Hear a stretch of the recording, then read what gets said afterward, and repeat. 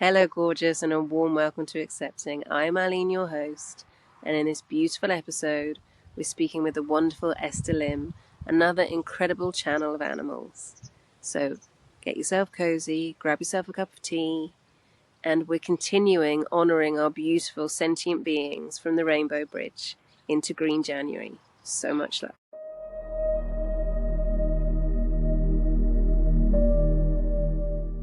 Thank you for having me. It's such an honour that you're here, first of all, I'd like to say, because as you know, my beautiful girl passed a few months ago, and I really wanted to honour, here we go, I really wanted to honour all our beautiful fur babies and beautiful sentient guys who love us from the Rainbow Bridge. And you, my gorgeous, are an animal communicator. And what best way to honour than have your beautiful presence here? So thank you so much. Thank you. So I'd love to hear how did it happen for you? How did you first start feeling into animal communication? Because I know you are so much more. We're just simply talking about animal communication today. So how did it all start for you, please? I stumbled into it actually because I grew up in a family that had a lot of fear and misconception regarding animals.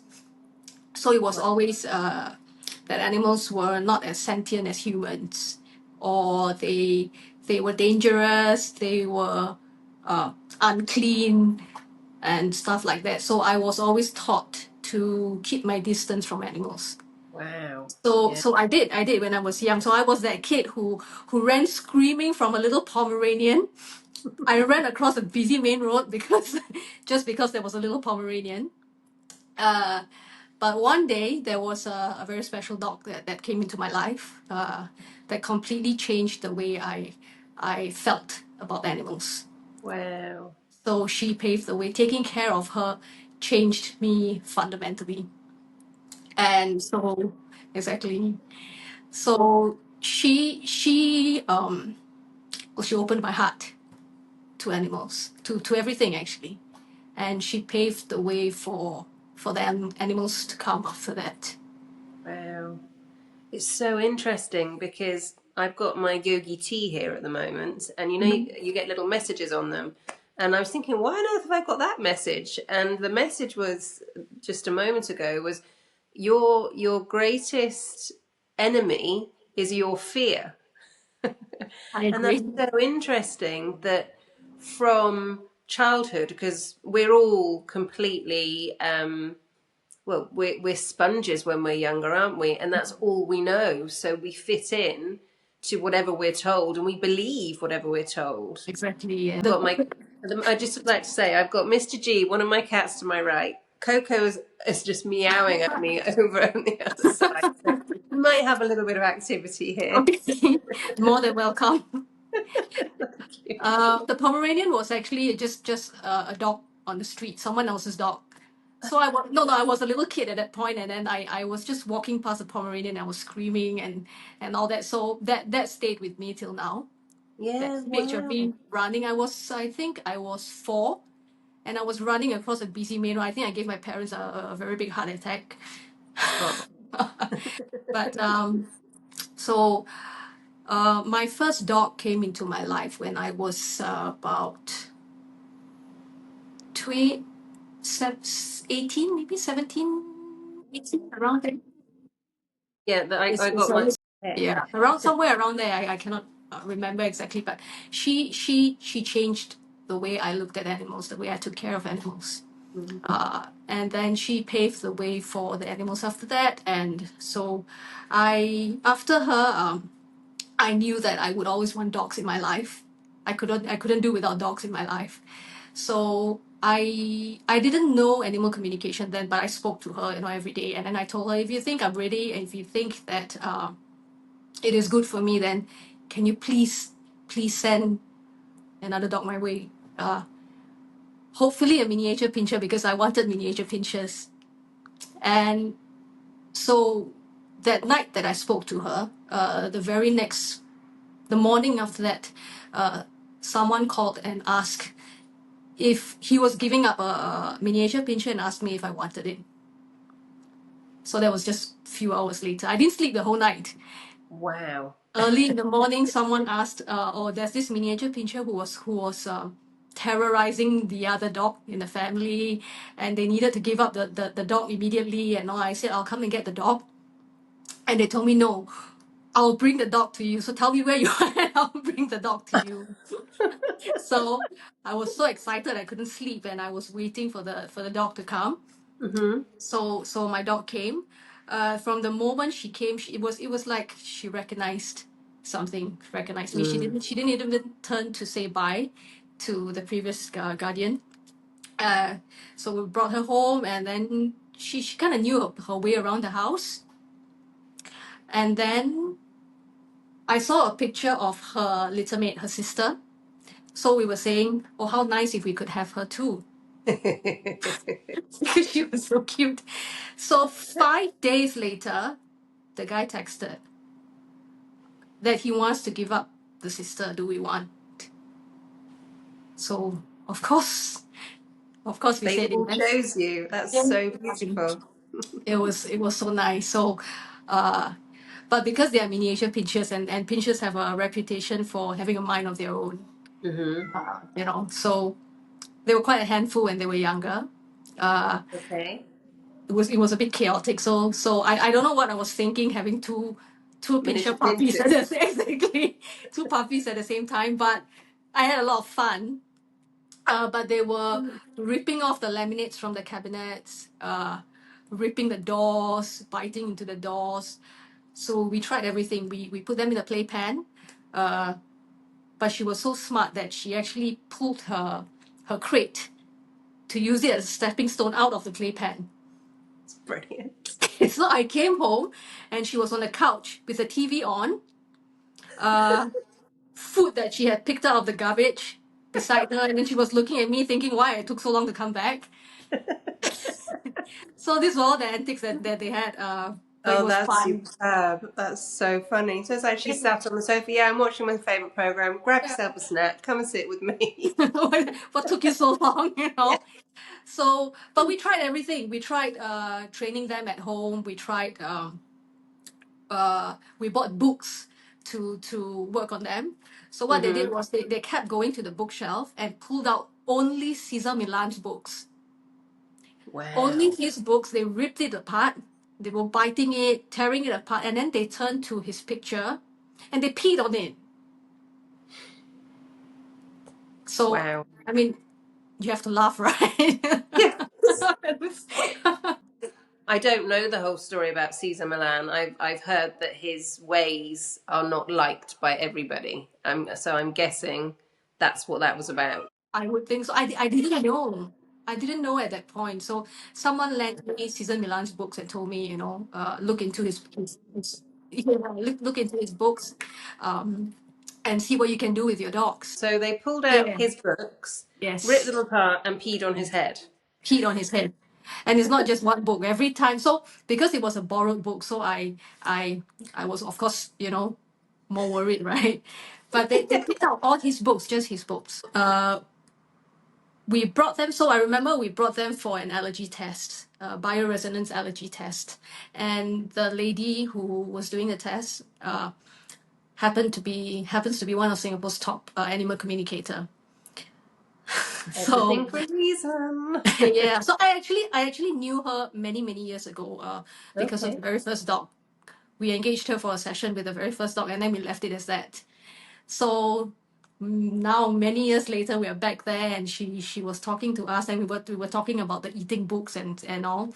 So she Mm. was telling us to come for a class where she taught. Well, I say animal communication, but she actually teaches something that she calls intercellular communication. Okay. Yeah, so we learn to talk to the animal kingdom. We learn to communicate with the plant kingdom, mineral kingdom. Uh, Amazing. so Shamanism. yeah, exactly. Yes, exactly. So basically, non-verbal communication with anything. Beautiful. Yeah. Beautiful. So yeah, so it was. And when was this? How long ago was this? This was in 2018, if I'm not wrong. Wow. Okay. So now 7 years later, and then what I absolutely love is you already knew the lady. She was already introduced in your life. Yes, And then it yes, took one of your little gorgeous darlings to go to the loo. Just love all the synchronicity. exactly. And, Yeah, and and this of lady now is a very close friend of ours, who gorgeous. they only trust her to do sessions for them. They don't want anyone Beautiful. else. Yeah. So yeah, I and love this. That just that because something came up really beautifully this morning because I was speaking to another incredible animal communicator. I don't want to say animal communicator because we communicate with sentient beings. So what happened with the conversation this morning with my friend in Sweden? She said to me, "The horses want to talk to you." And so I met her horses. It was really gorgeous. And there's one called Bassa who was just had his chin on her head. And I uh-huh. said, I've been told to be quiet and listen. And he showed me galloping, a black stallion galloping. I mean, I know obviously we're coming up for the year of the horse, etc. That didn't even come into it. It would show me a black stallion galloping. And then he said to me, you need to start standing up for us. You need to start, get on your soapbox and start standing up for us. Because I'd actually just mentioned how, as I've been more and more with my values and my beliefs, I've been shown campaigns for, I didn't know there was an EU legislation that they were going to ban ban the cages for hens and all of, all right, Coco, is she here? Yeah, she is, okay. She's here, isn't she? Hi, Moon. And what's so beautiful, I'm going to say what my family member said earlier, is Cleo was sitting on her lap. And what I love about this is they have completely accepted who I am. There's no way 10 years ago or so that I would have a conversation with my family member about a past furry member and they would say, oh, she was sat on my lap. What this has allowed us to do is to be completely open-hearted and be really, really honest. And today I'm doing my 22-day process. Here she comes. You coming up? Come on then. Can say hi to Esther. No? She's pacing now. What would you like? You want to go outside? I think we're going to go outside under the tree. Okay? Okay, okay. We're going outside under the tree. Cleo's already there because the medicine wheel is still open at the moment. I didn't close it earlier. So, So that's why you're supposed to be outside. yeah. Here we go.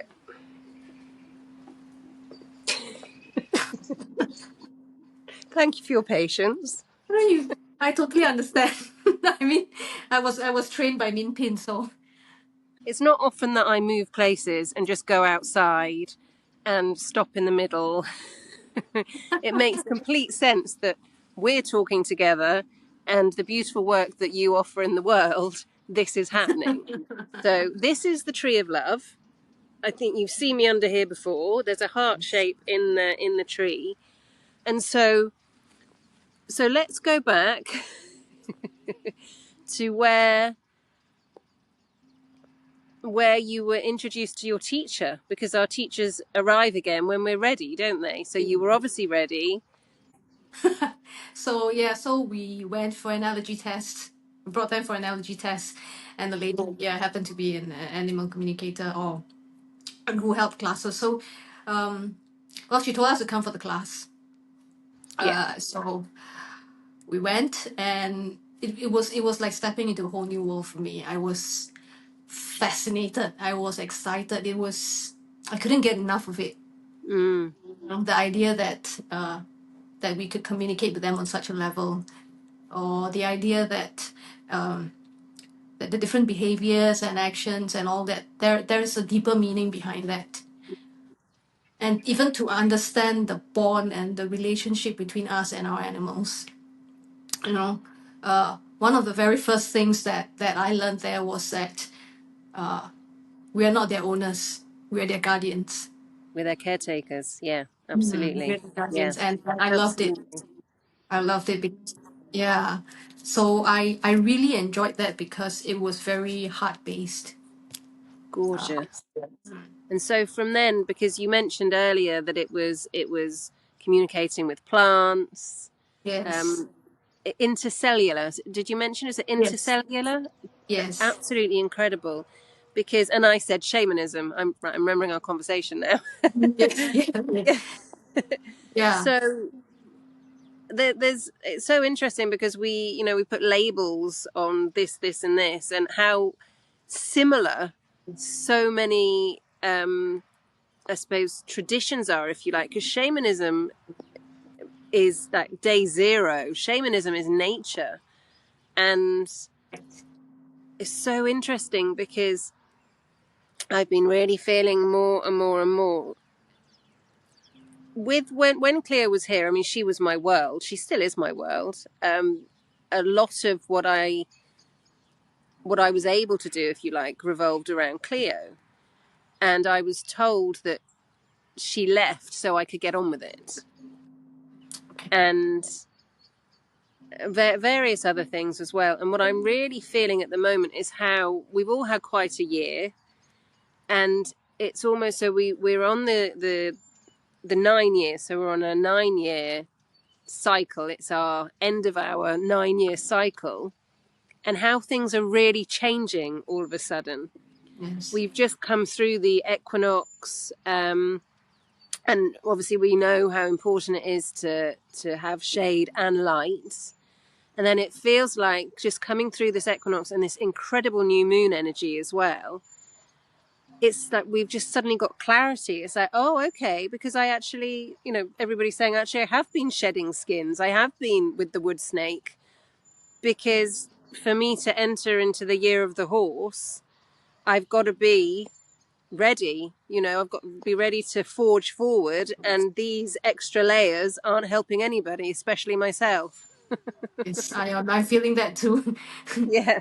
Even on my end. Yeah. But I love the tree, by the way. Yeah. She is incredible. All they are incredible. All of the trees. So the olive tree. So I'm actually in my medicine wheel as well. So where I am at the moment, and my message all the time is just go out in nature. So after you trained, did people start getting in touch with you and saying, my beautiful boy, my beautiful girl needs some help? How did it all start happening? Were they all just ready for you?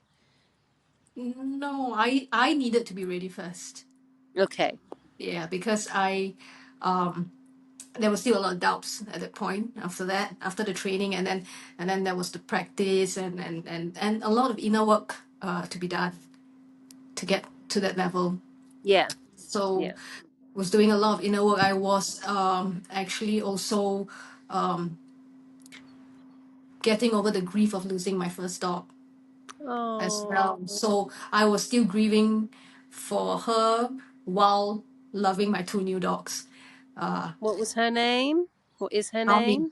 Brownie, Brownie. Brownie.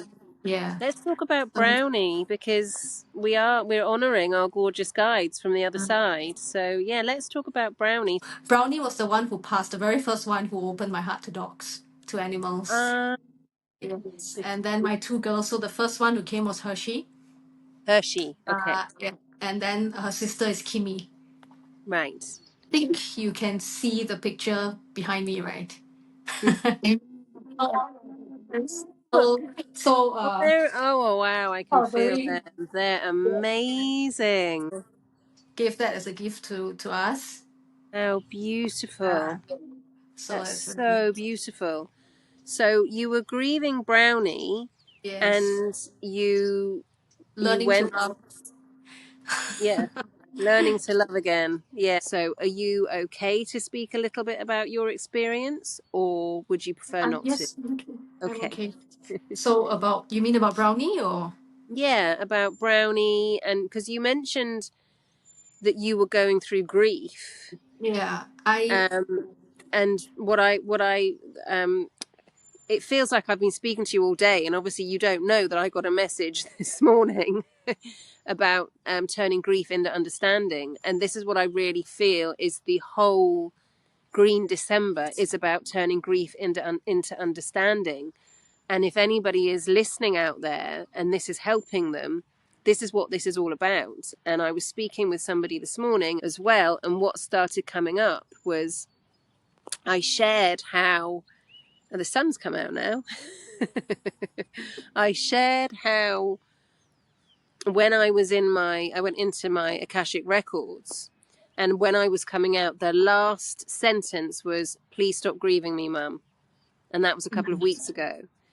And then it was almost like, right, okay, well, I need to stop grieving you. How does that look like? And I didn't know how it looked. So I was like, okay, well, I can't do this. I can't do that. Maybe don't do this. Maybe don't do this. And it's the complete opposite. It's just allowing our bodies to do what our bodies need to do. Exactly. Yes. Yes. Isn't it? I mean, I spoke about this in one of the episodes because I did an episode not immediately after she passed.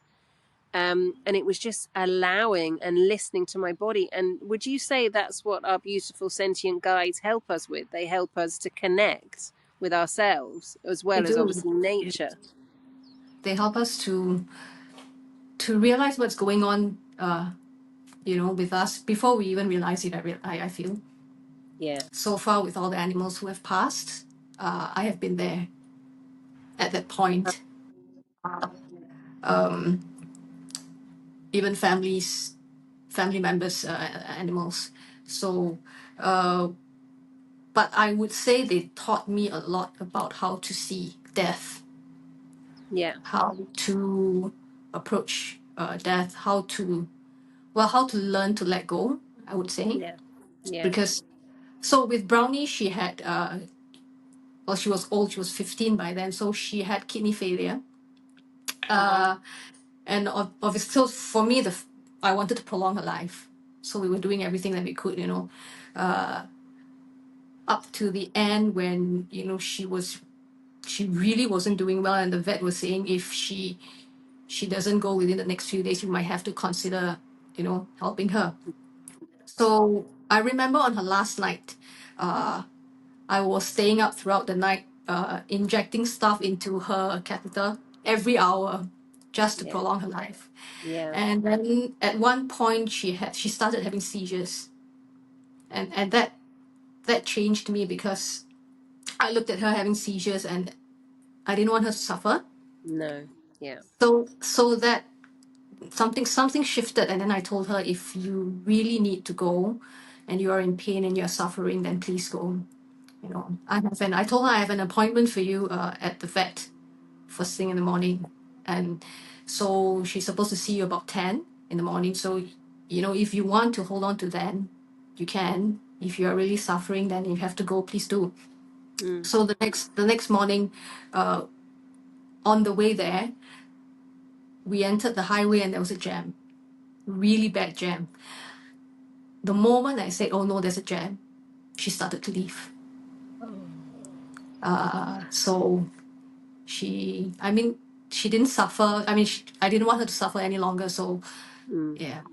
Then Yeah. after her, there was another dog that we put to sleep because she had lymphoma and she wasn't eating, she asked Mm. for help. Mm. And that was another lesson for me as well. Learning to, because previously I had this idea that I don't want to play God. I don't want to, who am I to decide when to end Yeah. life, Yeah. And I then I hear you. struggled with that a lot. Yeah. So, Yeah. but then Yeah. I really didn't want her to suffer. She asked for help. So brought her to the vet, and it was the most peaceful transition I've seen. Oh. So that gave me a bit of relief. It was the most Yeah. peaceful. Did she pass on her own? We Or she brought her to the vet to put her to sleep. You did take her to the vet, okay. That's gorgeous. That's very beautiful to hear. Yeah. No, I So that understand that I didn't know if the vet came to you or you went to the vet. Okay. we went to the vet. Because Yeah. I had this dream. I had the idea that when I knew she was going. I knew. I received a message in July, and then I had a little chat with her, and I said, "Can you stay until you're 19? Because I wanted her to be here for my 50th birthday."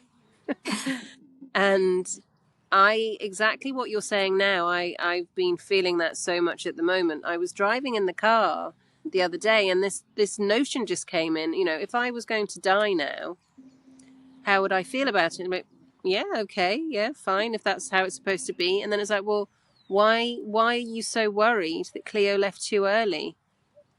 And I was like, oh, okay. And then very beautifully this morning as well, it came up again. You know, that our gorgeous sentient guides have free will, and I'm a huge believer. We have an arrival date and we have a departure Yeah. date. And I was told, because the way it happened with Cleo wasn't how I wished it to happen.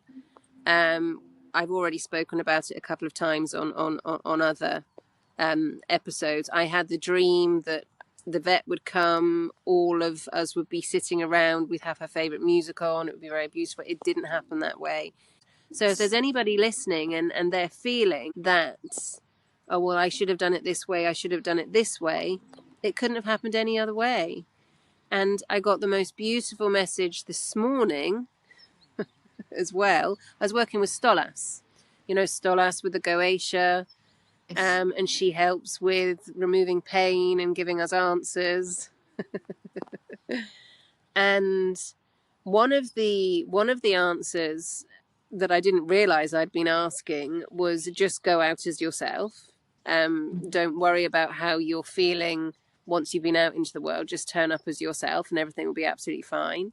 And then the other answer was every single sentient being in the animal kingdom is absolutely fine. They absolutely adore you. There is guilt, because it's so funny with all the work that we do, and we work on not having guilt. And then all I've had about this is guilt. It's like guilt is the worst emotion. It's it's a controller.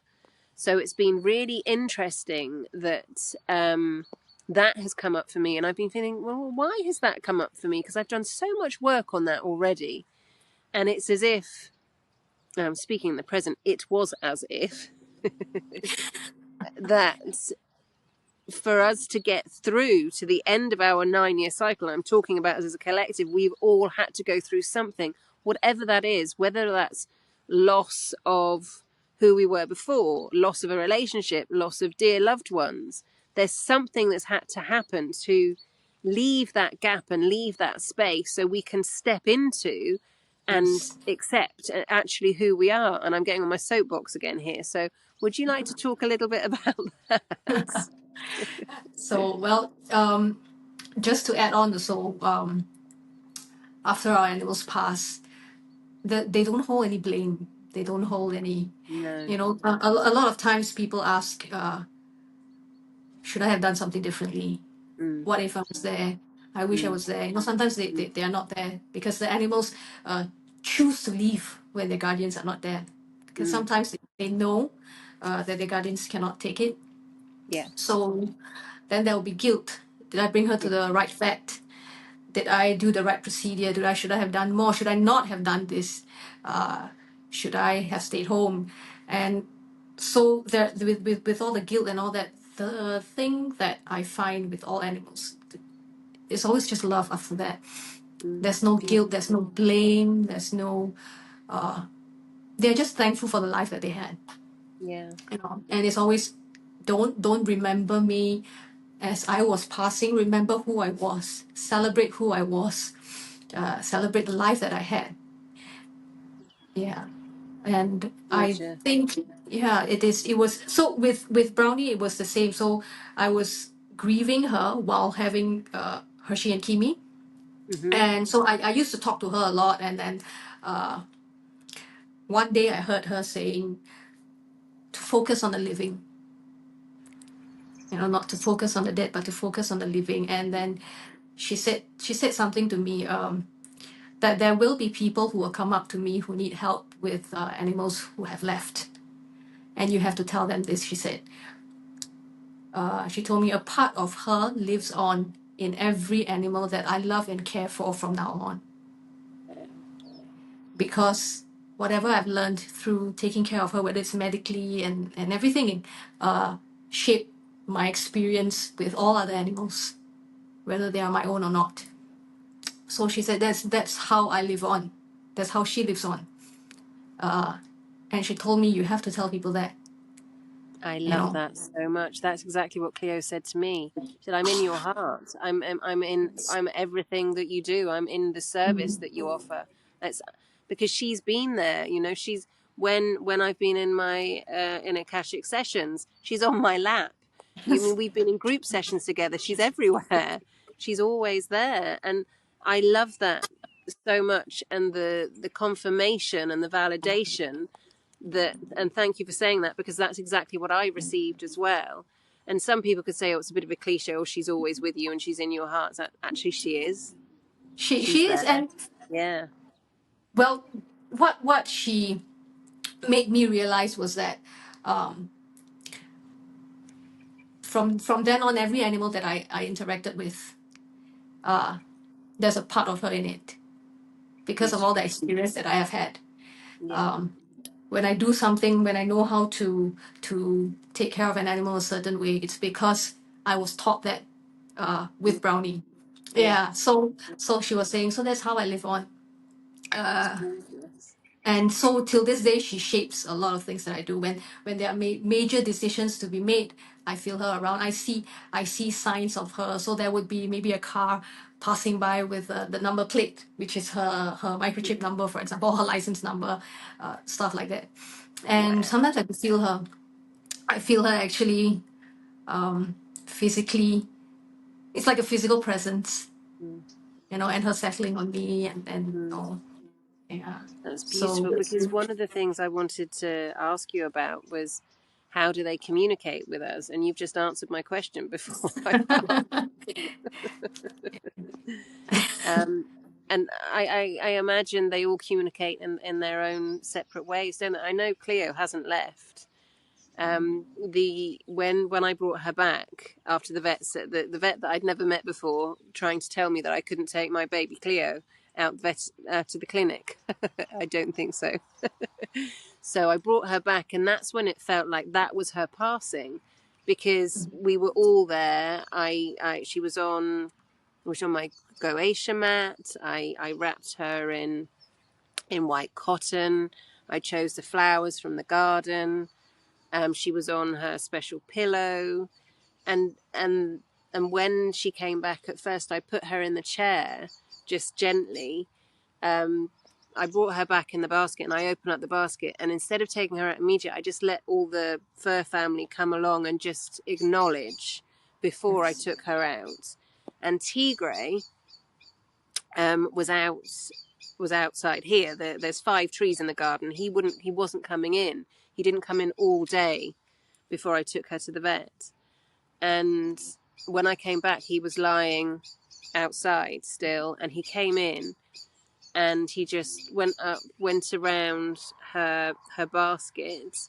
And then when I put her up on the chair just to be comfortable, he jumped up on the chair and gave her a little kiss. It was so beautiful, so beautiful. And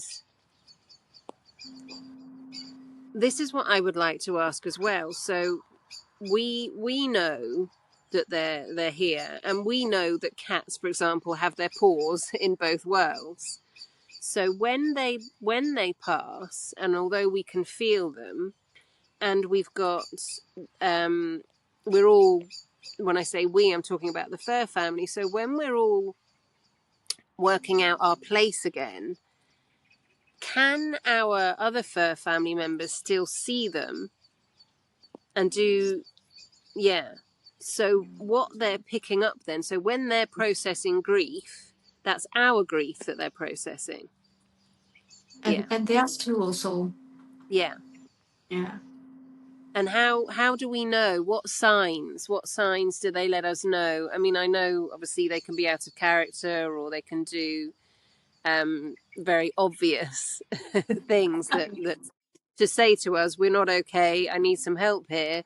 Mhm. What would you say to people listening are very gentle signs? How do our fur babies communicate with us Well, they when might. mm, Yes.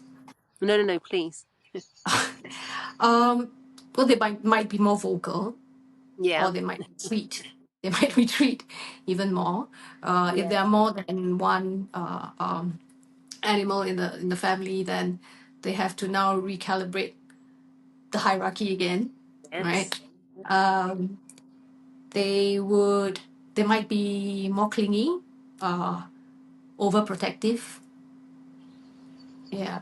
So Tick, tick, um, tick, tick, tick. Yeah. yeah. So I have seen, they do sense and see the energies of the animal who has passed. Yeah. Um, I've actually watched animals react to the animal who has passed. I have Wow. watched animals becoming better behaved because they were told to do so. You know, behave yourself or else. So I've Yeah. seen that. It's it's very nice actually to watch that, but they do need the support as well because they're processing grief on both levels, Yeah, their of course. own and ours, and so Yeah. yeah. Well, because I have mine have all been on my bed, all been on my bed. I mean, they always were before anyway. I mean, even more so Coco, who Mhm. is, well, she's now the eldest of them all. She is inside a lot more. She's a lot closer. And bless her, the other day she bit a friend of mine, which she wouldn't normally do. And then another family member was holding her like this, and I didn't see it. I was elsewhere, and I just heard this, ah, and I went out, and Coco had just got a little bit too much, and she put her claws into my family member's face, um, and and it was just her way of saying, this is too close. I need some space. So how can we communicate? So, for example, I can feel that, and other people can feel that. If we're with family members or people in the house who don't quite understand that, how can we communicate to them? Well, this is what's happening. They need a little bit of space. How can we communicate that? Because not everybody is going to believe that their pets, and I say pets because people call them pets, our guides are grieving. Not everybody is going to believe that, because I'm not saying everybody. Lots of people think, oh, it's just an animal. They just get on with it. You know, they're used to change. They go to a different home and they're fine after 2 weeks. It's going to be exactly the same. It's not. We know It's that. not. So Yes. no. So how do we communicate that? So, for example, if they're playing up a little bit, not that we think they're playing up, if they're doing things a little bit out of character, and there are members in the family who are getting, or in the household, who are getting annoyed about this, how do we communicate? Because obviously we know if somebody's angry, that is not going to help the situation. So, Yes. how do we communicate to people who may not quite understand? And I don't know why I'm asking this, but I am. Somebody out there needs to hear this. I, well, I don't know. I mean, I just say it as it is. I have been blessed that the people around me do understand that. Yeah, But yeah, normally, what I would tell them is, well, that they are grieving and they are more sensitive at the moment. So, uh, yeah, to just leave them be, it's fine if you don't acknowledge them and all. And this is because I have been trained by my dog, so they don't like much interaction with strangers. yeah, So I always have to tell people, well, when they come over, just leave them be. They will come to you if they want, but you don't really have to engage them, and just leave them as they are. Um, I will tell them that they're more sensitive at the moment. yeah. Yeah, no, it's beautiful advice. For some reason, it just came up because somebody who listens to this, Mhm. who well, as we're speaking, they're listening. Who is listening to this Yes. needs a little bit of help there. It's not me; it's somebody else. Because what happens, and the same with you, I get messages to ask Yes. questions. So Yes. as much as I'm sharing my experience, because I've been told to share my experience because it's going to help somebody, I'm also getting questions. I like So to say that they are sensitive. I think that covers a lot of ground, saying that they're sensitive. yeah, exactly. They're sensitive. End So of. they're sensitive. They're sensitive at the moment. You know. Yeah, that's it. Uh, Yeah, Yeah. Yeah, if they ask more, and then I will explain. But Yeah. yeah, No, yes, absolutely. No, that's really beautiful. And how you've already said how gorgeously with Brownie she was communicating with you, like the number plate was her microchip. yes, um, yes. how would how are other ways? How have you seen in your experience so far? Oh, it's starting to rain again. Little cleanse. Yeah. So in terms of when, I would just love to know your experiences. If there's anything that you would like to share. I mean, you've already shared about you've had the honor of watching other sentient beings, feeling the past loved ones, being present. So, for example, when we were speaking earlier and you say Cleo's here, and I really felt she was there, she used to tell them all off. She used to tell them all off. So it's really funny that you're saying about how they start behaving. They She did. do. Yeah, she was the matriarch, and she would like, shh, and she did. She let them know. So, is there anything else that you've experienced which has been without words that other people would say, oh, you've got to see this to believe it? Is there anything that you've experienced that you would like to share? Because many people will think we're just talking a load of old rubbish. Okay. Scent, smells, Yeah, for one. yeah. Um, so, or sometimes it would be like bells. I would hear bells. Mm-hmm. Um, Sometimes there are Do you instances mean where, like for high example, pitched? Do you mean high pitched in the ears, I or would like hear, I would hear ringing down? tinkling, tinkling of the, yes, but Wow, there are no bells around, but I do hear yeah, it sometimes. amazing. Or I actually see a silhouette of a little dog sometimes who follows me. Sometimes when I'm washing the dishes, and then the dog is just there. you know.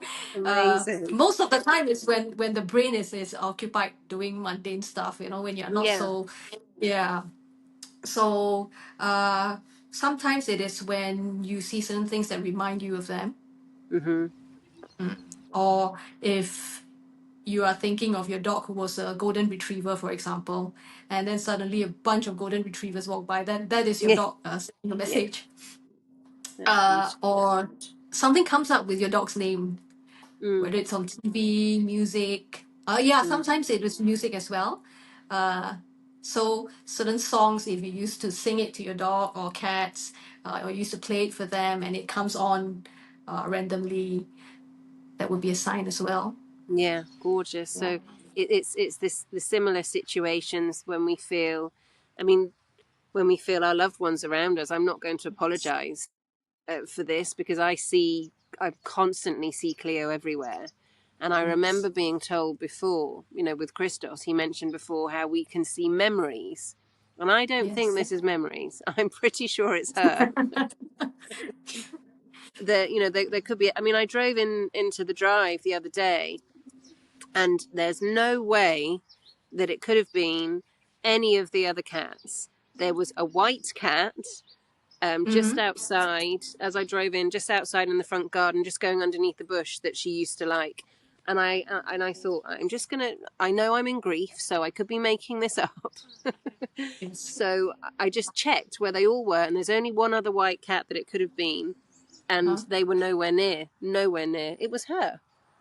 It was her. I believe And so. Yeah. sorry. I say I believe so. Yes. Yeah, no, absolutely. I mean, this is very, very new for me. I have experienced loss. I've experienced, guardians from when I was growing up, and it wasn't until I was in my 30s that I had my own guardians.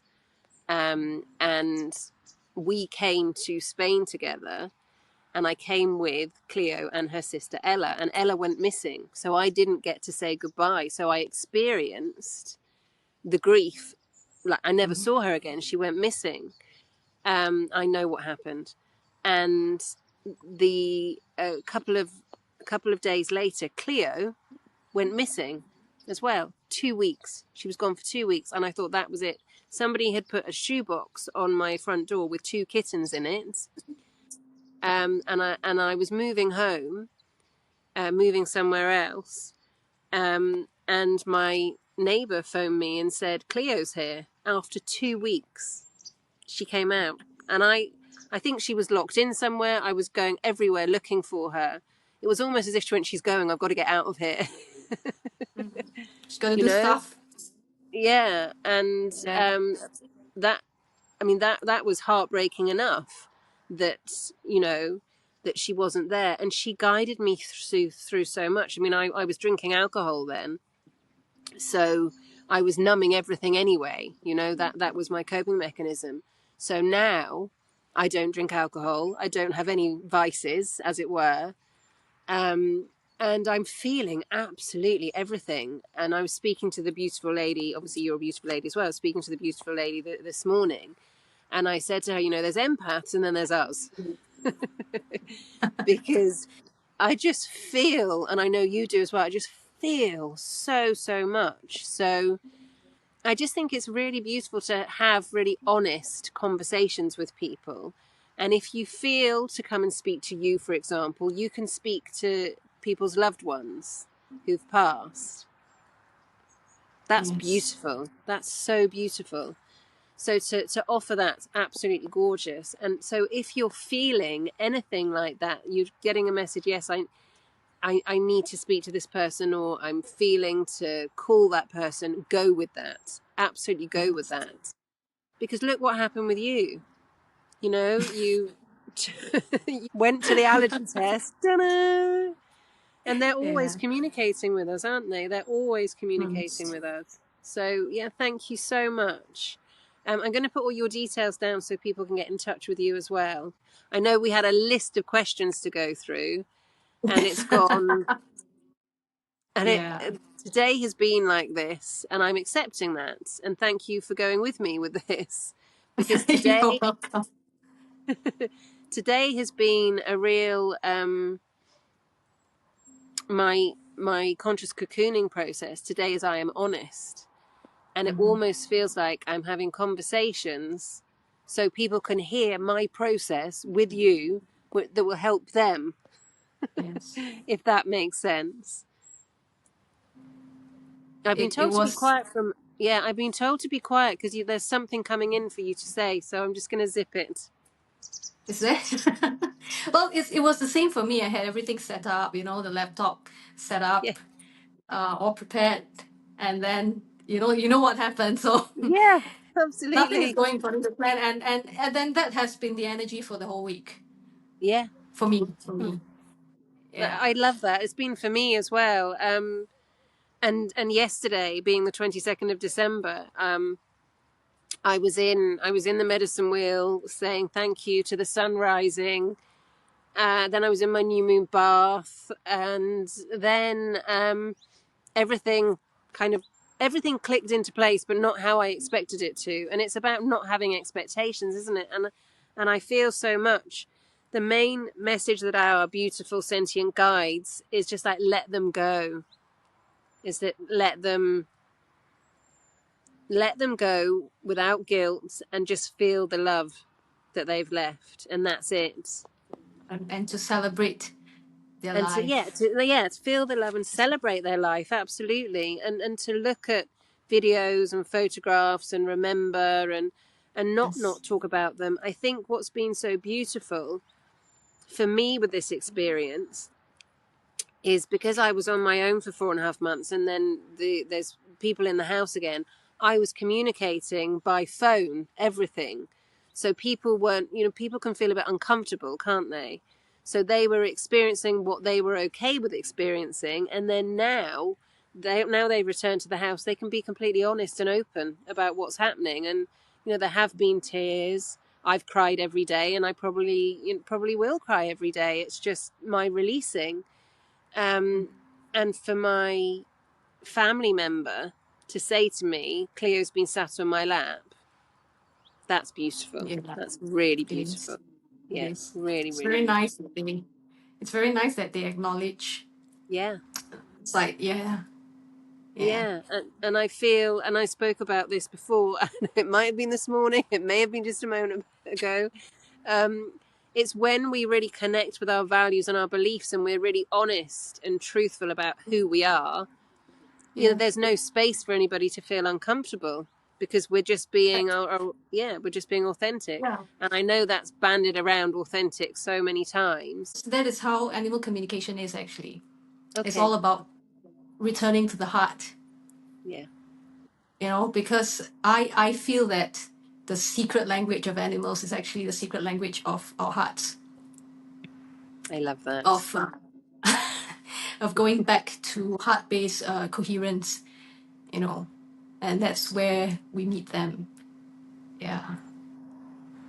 Yeah, that's so beautiful, because with all of the heart-based work that Yes. I've been doing, and so many of us have been doing, when we're really calm, we're in a grounded space, i.e. nature, heart, earth, that's where the communication is. It's just, yeah, completely Yes. heart-based. And Cleo would always lie on me across here. She'd lie across my Mm-hmm. heart and be there. It's like Mm-hmm. nose to nose. And she put her heart across my heart. Yeah, I beautiful. love it. I love it when they do that. Yeah, When they put, and you can feel their heartbeat against yours. yeah, Yeah. Yeah. it's beautiful, really beautiful. What I would like to ask you is, does nature, I mean, I'm in nature at the moment, I'm constantly getting messages. I would love to hear if there's a general collective message from the animal kingdom that they have for us. To be present with them, to especially our domesticated animals, Mm. to if we want to improve that relationship or the bond that we have with them, our presence is all they need. And our presence, meaning away from distractions, away from phones. Just spend 5 to 10 minutes with them, without our phones, without thinking about what we have to do next, thinking Yeah, of what we haven't done. I think that actually makes a big difference for them. beautiful. And can I just share this? Look who's just come up to say hello. Oh, hello. So this is Meowie. Mhm. And as you were speaking, he's just come into the medicine wheel. Yeah, we'll be present with you, sweetheart. Okay. Even Yeah. on walks, really, because we see so often we are walking our dogs maybe, and then on the phone we're not there with them, we are not on the walk with them, you know. With all my cats, I haven't been for a walk with them for a while, because Cleo, with her arthritis, she couldn't go. And when I Mm-hmm. was in France, it was so beautiful in July. We would go out because it was just a few steps into the vineyards, and she loved that. And whenever I would put the video on to share it with anybody, she was okay with it, because she knew that, she's here to help me communicate with people, and that's all right. And then there was like a moment, yeah, that's enough now. Come on, let's go. So thank you so much. That's beautiful. So be present, properly present, not with a phone like this. Just I mean, it's just simple life rules, really, isn't it? And like, Yes. I'm in nature at the moment, and how Coco was saying earlier, go outside, Mum, go outside. Yes, I've seen dogs, on their walks, and they see something exciting, something that they want to share with their guardians, Yeah. and they turn to look at the guardian, and the guardian's head is, Oh, they're yeah. busy with either work or something, because life happens, and yeah, and that connection is just, you know, not there. Yeah, because So then there's no regrets. that was a big lesson for me, because that was what Brownie told me. Uh, don't don't focus on the living so that you don't regret later. Focus on the now so you don't regret later. Because she knew how I was Yeah. like. She knew that I would regret the what ifs and stuff like that. So she Oh. had to preempt me first and warn me first. But yeah. Do you believe as well? So, for example, that Cleo's last night, she'd been lying on me, after I'd had a back treatment, and she was in for the. I put her on the sofa. She was there. She was there with me. We had beautiful, beautiful moment, and she was just fell into me, cuddling me, and I thought, oh, brilliant, she's okay now. I was just watching a film with her, just to cuddle up and watch a film, and the TV went off, and then all of a sudden she didn't want to come on my lap because there was obviously something physically going on with her. And I had a breakthrough about this today, because my body was just trying to keep me calm and safe. I wasn't able to communicate with her necessarily. I didn't know exactly what was going on, and what had been happening for me was, well, I've known her for 70 years. She's told me when she needs something. She's let me know what's wrong. Why didn't I know? And the message that I got was, sometimes they won't let you know. Like you said earlier, they won't, in terms of, they pass on their own so as not to upset you. Do you believe that sometimes they don't let you know completely because they don't want you to panic, they don't want you to feel anxious? Could be. Okay, yeah. Because what Could my be. body did was, I didn't have that connection with her that night. The next day, I had complete connection with her. That night, throughout the night, she was on different areas of the bed, and we didn't have the normal connection that we would have. And it wasn't until the morning when she really showed me signs, and I cleaned her up, and then I had her on the bed all day, and we were, in and out with meditations and music and sleeping and just feeling. Would you say, if there's anybody that's listening, and maybe this is for me to say for anybody that's listening, if you experience that and you feel, well, I was so close to them, why didn't I know? Maybe you weren't supposed to know. Well, when they leave, their first concern is always the question they always ask is whether their guardian will be okay. Mm. It's the first thing, and I think the thing that they worry about the most is not about the fact that they're going to leave. It's not about anything else, but more of whether their guardian would be okay, Mm. whether they would. They know we will grieve, and it's fine to tell them that we will grieve, but they want to know ultimately will we manage Yeah, after they leave. yeah, So if they do feel like if they feel so, they might try to stay on for as long as they can yeah, until the physical body gives up. yeah. But on our part, we don't want them to suffer, right? No, absolutely not. So yeah, so we talk to them. We tell them that we will grieve, we will not be okay for a while, but eventually we will work towards it. Eventually we'll be Yeah, okay, and that is enough for them sometimes. The fact that you are saying that and you are trying, it's enough for them. But they do try to not upset you in a way. yeah, yeah. So animals who are leaving, sometimes if they know that you cannot take being there when they leave, They go on their then they own. try to spare you. Yeah, Yeah, they do.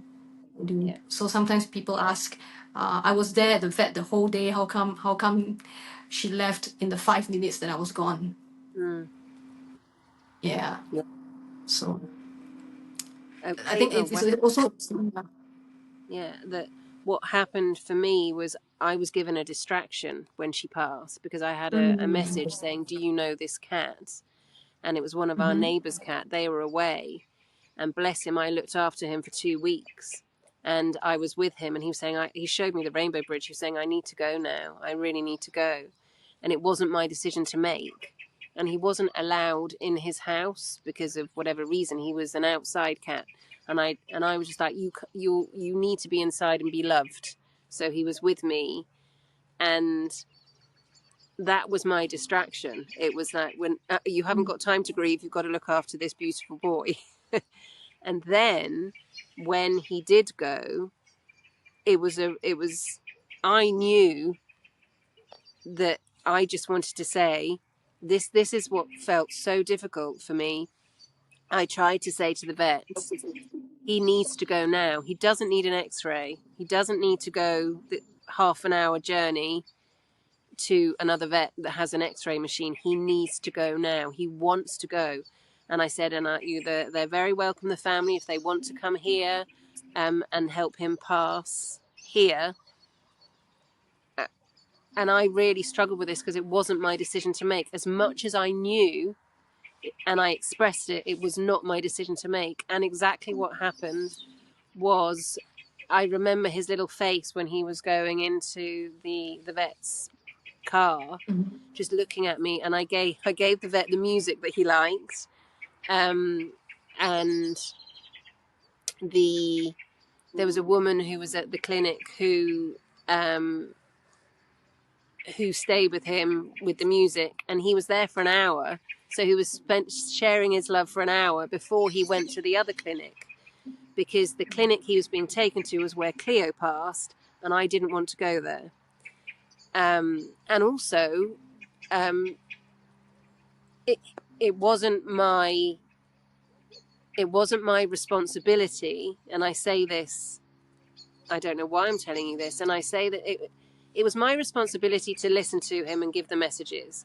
It wasn't my responsibility to be accountable for whatever his family were doing, because that was their experience to have. That's what I was told really strongly. It's like, it's not your responsibility for the experience they're going to have, and they're going to go through whatever emotions they're going to go through. So that was my distraction. And then after this beautiful boy passed, then it was floodgates. So yeah, and I know Cleo was there. I know he was brought as a distraction to, to remind me, actually, you're here to help others as well. You can grieve, but you're here to help others as well. And then the horse this morning is like, yeah, speak up for us, please. On you go. Maybe that cat was here as an anchor too, to anchor you for a bit after Cleo left. It would make sense, because when I first started working with the gin, I was downstairs in the house, and I was working with the gin for the first time, and he was outside the window. I'd never seen him before. That beautiful charcoal grey smoky cat with these amazing amber eyes, just looking at me. So yeah, I do think he was part of the gin, and I've got Meowie cuddling into me at the moment as well. So thank you so much, my lovely. It's still early for me, actually, by my standards. Is it okay? Yeah, I mean, it's so funny because, oh wow, the moon's up. I think we've actually gone into sunset as well while I've been out here. Yeah. Yeah, So I I can mean, see. the fae are all around me, the elements are all around me. It's just been, I mean, today has been incredible, and unexpected. I did not expect to have this conversation with you this way. I thought we would be half I an didn't hour, expect. go through the questions, and then there we go. I didn't expect to do a podcast. I wouldn't have had the courage to do it last time. Oh, well, I mean, we've just had a conversation. That's all. Yeah, we did. Yeah, yeah. It's been really beautiful. Thank you for your time and your love and all that you do and are in the world. And I will leave your details so people can get in touch with you. So thank you so much. Thank you too. Thank you.